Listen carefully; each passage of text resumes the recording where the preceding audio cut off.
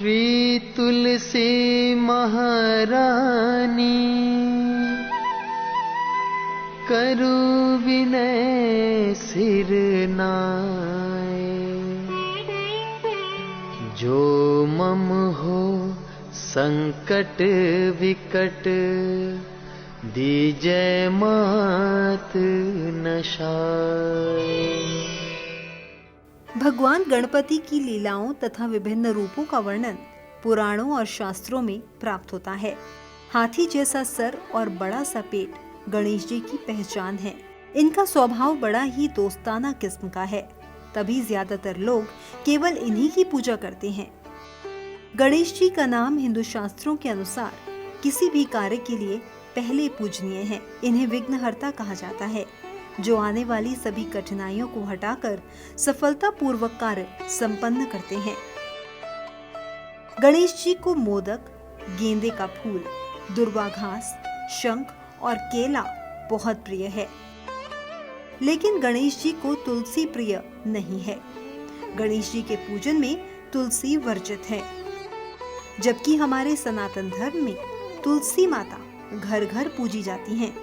जगन्नाथ भगवान श्री कृष्ण को तुलसी के बिना भोग नहीं लगता। हिंदू धर्म में तुलसी को सर्वाधिक पवित्र तथा माता स्वरूप माना गया है।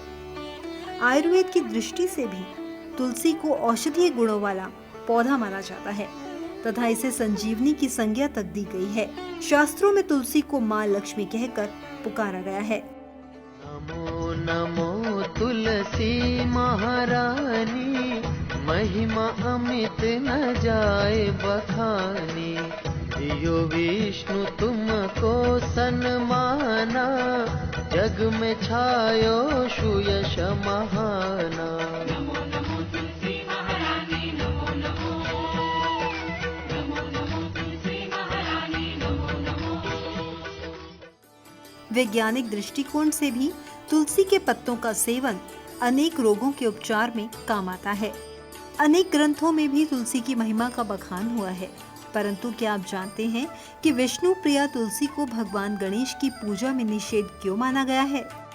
पद्म पुराण के श्लोक के अनुसार न तुलसिया गणाधिपम, अर्थात तुलसी से गणेश जी की पूजा कभी न की जाए। गणेश तुलसी पत्र दुर्गा नैव तु दुर्वाया, अर्थात गणेश जी की तुलसी पत्र और दुर्गा जी की धूप से पूजा न करें। पवित्र तुलसी के गणेश पूजन में निषेध को लेकर शास्त्रों में एक दृष्टांत मिलता है।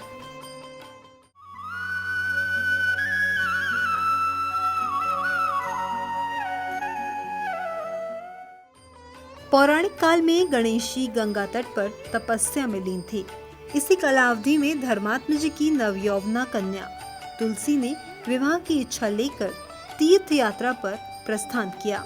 देवी तुलसी सभी तीर्थ स्थलों का भ्रमण करते हुए गंगा के तट पर जा पहुंची। गंगा तट पर देवी तुलसी ने गणेश जी को देखा, जो तपस्या में लीन थे। शास्त्रों में ऐसा माना जाता है कि तपस्या में लीन गणेश जी रत्न जटिल सिंहासन पर विराजमान थे। उनके समस्त अंगों पर चंदन लगा हुआ था। उनके गले में पारिजात पुष्पों के साथ स्वर्ण मणि रत्नों के अनेक हार पड़े हुए थे। उनकी कमर में अत्यंत कोमल रेशम का पीतांबर लिपटा हुआ था। गणेश जी को देखकर देवी तुलसी का मन उन पर मोहित हो गया। तब देवी तुलसी ने गणेश जी का ध्यान अपनी ओर आकर्षित करने हेतु उपहास किया। इस कृत्य से गणेश जी का ध्यान भंग हो गया। गणेश जी ने तुलसी से उनका परिचय मांगा तथा उनके यहाँ आने का कारण भी पूछा। तब तुलसी ने अपने विवाह के लिए कर रही तीर्थ यात्रा का वर्णन किया। इस पर गणेश जी ने देवी तुलसी से कहा कि तपस्या में लीन किसी ब्रह्म योगी का ध्यान भंग करना अशुभ माना जाता है तथा तुलसी द्वारा किए गए इस कृत्य को अमंगलकारी बताया।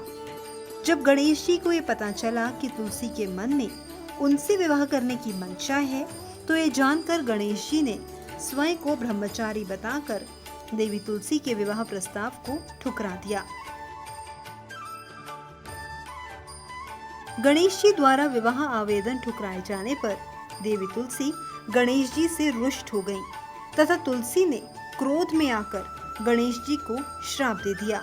कि उनके 2 विवाह होंगे। श्रापित गणेश जी भी तुलसी से कुपित हो उठे और उन्होंने भी देवी तुलसी को श्राप दिया। गणेश जी ने तुलसी को श्राप दिया कि तुलसी की संतान असुर होगी तथा असुरों द्वारा कुपित होकर तुलसी वृक्ष बन जाएगी।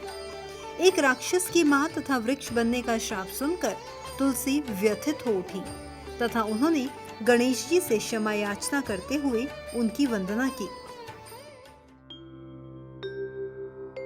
शुक्लां वरधरं विष्णुं शशिवर्णं चतुर्भुजं प्रसन्नवदनं ध्यायेत् सर्वविघ्नोपशान्तये।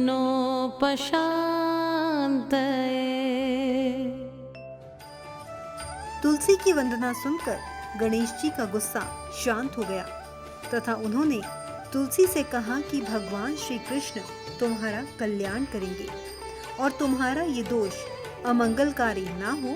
तुम्हारी संतान असुर शंखचूर्ण होगी।